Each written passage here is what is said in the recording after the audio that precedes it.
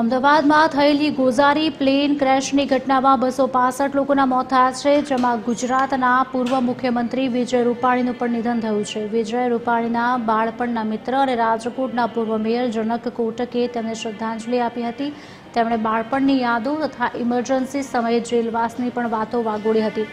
જનક કોટકે કહ્યું કે તેમને પ્રથમવાર ફ્લાઇટમાં મુસાફરી વિજય રૂપાણીએ કરાવી હતી।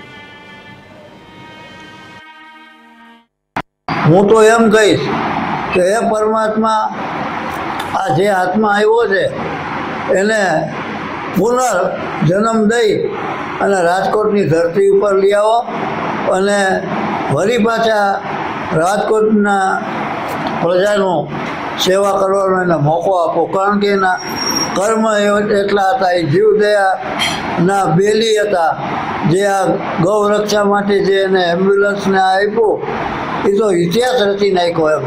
કાર્યકર્તા સાથે એક કાર્યકર્તાની જેમ જોડાઈ અને એમણે અનેક લાખો કાર્યકર્તાઓના ઘડતરમાં મહત્વનો ભાગ ભજવ્યો છે એવા વિજયભાઈ રૂપાણી હવે અમારી વચ્ચે નથી, આપણી વચ્ચે નથી। એ બોલતા ખૂબ દુઃખની લાગણી અનુભવાય છે, પણ આ ઘટના એટલી દુઃખભરી ઘટના હતી કે અમારી પાસે શબ્દો નથી।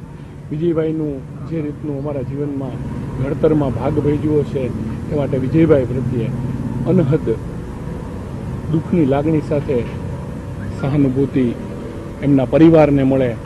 અત્યારે અંજલિબેનને અમે મળ્યા અને આ પરિવાર સાથે એટલો કૌટુંબિક નાતો રહ્યો છે, એમની સાથે જ કામ કરવાનું થયું છે, ત્યારે આ અત્યંત દુઃખભરી સ્થિતિમાં હું એમને શ્રદ્ધાંજલિ અર્પણ કરું છું।